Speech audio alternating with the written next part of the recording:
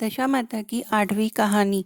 एक राजा था, उसकी रानी कोमलांगी थी। वह फूलों की शैया पर सोया करती थी। एक दिन फूलों के साथ कच्ची कली भी आ गई। कच्ची कली के कारण उसे रात की नींद नहीं आ रही थी और वह करवटें बदलने लगी। राजा ने पूछा, प्रिय, आज क्या बात है जो तुम्हें नींद नहीं आ रही है? रानी ने बताया कि आज फूलों में एक कच्ची कली आ गई है। वह मेरे शरीर में चुभ रही है, इसी कारण मुझे नींद नहीं आ रही है। राजा ने शयन कक्ष में एक दीपक जला रखा था, जिसे ज्योति स्वरूप कहते थे। ज्योति स्वरूप रानी की बात सुनकर हंसा। राजा ने हाथ जोड़कर उससे हंसने का कारण पूछा। ज्योति स्वरूप ने बताया कि अभी तो रानी को कच्ची कली के कारण इतनी तकलीफ हो रही है। कल सवेरे होने पर जब रानी का सिर का बोझा ढोना पड़ेगा, तब इनकी क्या गति होगी? राजा ने पूछा कि क्या मेरे जीवित रहते ऐसा संभव है? तब दीपक ज्योति स्वरूप ने उत्तर दिया, हाँ, संभव है, तुम्हारे जीते जी संभव है। ज्योति स्वरूप की यह बात सुनकर राजा ने मन में सोचा कि देववाणी कभी असत्य नहीं होती है। उन्हीं को कौन टाल सकता था? रानी को अवश्य बोझा ढोना पड़ेगा, परंतु यह हो सकता है कि यदि मैं इसे एक संदूक में बैठाकर समुद्र में बहा दूं, तो संभव है कि यह बोझा ढोने से बच जाए, क्योंकि समुद्र में डूब जाने पर बोझा ढोने से बच जाएगा। राजा ने उसी समय रानी से कहा, चलो मैं तुम्हें तुम्हारे मायके छोड़ आता हूँ। कुछ दिन बाद तुम्हें ले आऊँगा, तुम कुछ दिन वहीं रहना। रानी बोली, परंतु महाराज, मेरे मायके में तो कोई नहीं रहता, मैं वहाँ किसके पास रहूँगी? राजा ने कहा कि तुम्हारे गोत्रज संबंधी वहाँ बहुत अच्छी दशा में है, मैं उन्हीं के पास तुम्हें भेज देता हूँ। रानी ने राजा की बात मान ली। रानी ने बहुमूल्य आभूषण और कीमती वस्त्र धारण किए। तब राजा ने रानी को संदूक में बैठाकर नदी में बहा दिया। वह नदी समुद्र में ऐसी जगह मिलती थी जहाँ पर राजा के बहनोई का राज्य था।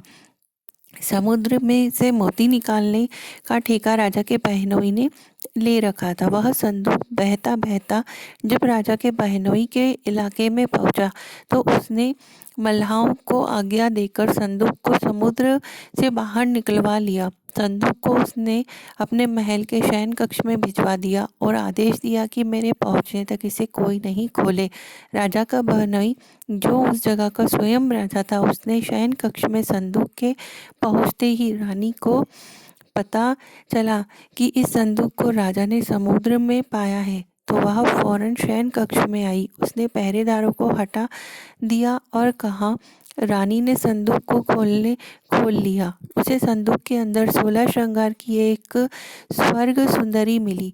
रानी ने अपने मन में सोचा कि यदि राजा इसको इस दशा में देखेंगे तो इसके ही हो जाएंगे और मुझे छोड़ देंगे। इसलिए उसने उस रानी के सब जेवर कपड़े उतार कर उसे फटे पुराने कपड़े पहना दिए और संदूक में बंद कर दिया। राजा जब बाहर से महल में आए, तो उसने रानी को अपने शयन कक्ष में बुलाया और रानी से पूछा कि क्या तुमने देखा कि इस संदूक में क्या है? रानी ने उत्तर दिया कि मैंने कुछ नहीं देखा, मुझे नहीं पता कि इस संदूक में क्या है। राजा ने रानी के सामने संदूक खुलवाया, तो उसे संदूक के अंदर फटे पुराने कपड़े में एक स्त्री दिखाई दी, जो भिखारिन सी लग रही थी। रानी ने कहा, यह कोई भिखारिन लग रही है, इसको कारखाने भिजवा देते हैं, वह लकड़ी ढोकर अपना जीवन निर्वाह कर लेगी। राजा ने रानी के कहे अनुसार उसे कारखाने में भिजवा दिया। एक दिन रानी की सहेलियां नदी में स्नान करने दशा माता का डोरा ले रही थी। उनके पास एक डोरा रह गया था। वे यह सोच रही थी कि इस डोरे को किसे दिया जाए। जो उसी समय लकड़ी ढोने वाली रानी वहां आ गई। उन्होंने उसे रोककर पूछा, बहन, हमारे पास दशा माता का एक डोरा है, ले लो। रानी ने कहा, मुझे डोरा लेने में कोई हर्ज नहीं है, परंतु मुझे तो खाने भर को नहीं दिया जा मिलता, तो मैं इस डोरे की पूजा कैसे करूंगी? वे बोली कि तुम इस बात की चिंता मत करो, हम हर रोज इस जगह स्नान करने आया करेंगी। 9 दिन तक हम यहाँ पर कथा करेंगी, तुम भी रोज आकर कथा में शामिल हो जाना। 10वें दिन पूजा होगी, तब तक दशा माता चाहेंगी तो तुम्हारी दशा बदल जाएगी। रानी ने दशा माता का ध्यान कर डोरा ले लिया। उसी दिन रानी के पति राजा को यह चिंता हुई कि रानी को संदूक में बंद करके बाहर तो दिया, परंतु पता नहीं उसका क्या हाल होगा। उसकी खोज खबर लेने के लिए राजा एक नौका पर बैठकर नदी की यात्रा करते हुए अपने बहनोई के यहाँ पहुंचा। संध्या के समय वह अपनी बहन से बोला, मेरे हाथ पैरों में बहुत दर्द हो रहा है, किसी को दबाने के लिए बुलाओ। तब उसकी बहन ने लकड़ी ढोने वाली भिखारिन को बुलाकर लाने की आज्ञा दी। उसे कहा कि आज रात तुम मेरे भाई के पैर दबा दो। वह बड़े संकोच में पड़ गई। अपने मन में सोचने लगी, अब तक मैंने किसी पुरुष को छुआ तक नहीं। रानी अपने भाई के पैर दबाने के लिए उस पर जोर डाल रही थी, इसलिए लाचार होकर उसने हाँ कर दिया। राजा के पैर दबाते दबाते रानी को उसके पाँव में पद्म दिखाई पड़ा। रानी चुपचाप रोने लगी। उसके आंसू राजा के पैरों पर टपक पड़ा। राजा ने उससे पूछा कि तुम क्यों रो रही हो? तुम अपना भेद मुझे बताओ, मेरे द्वारा तुमको कोई हानि नहीं होगी। रानी बोली कि जैसा पद्म आपके पैर में है वैसा ही पद्म मेरे पति के पैर में भी था। पहले के दिनों की याद आने पर मुझे रोना आ गया है। राजा ने उसे पहचान लिया। राजा बोला, मैं समझ गया, अब तुम्हारे पैर दबाने की जरूरत नहीं है। तुम्हारे भाग्य में जो लिखा था वह तुमने भोग ही लिया। मैंने उसे टालने के लिए जो उपाय किया था उसका नतीजा उल्टा ही निकला।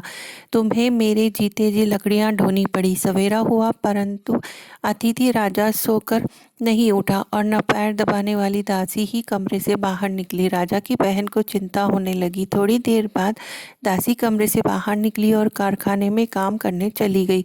रानी ने कमरे में जाकर अपने भाई को जगाया।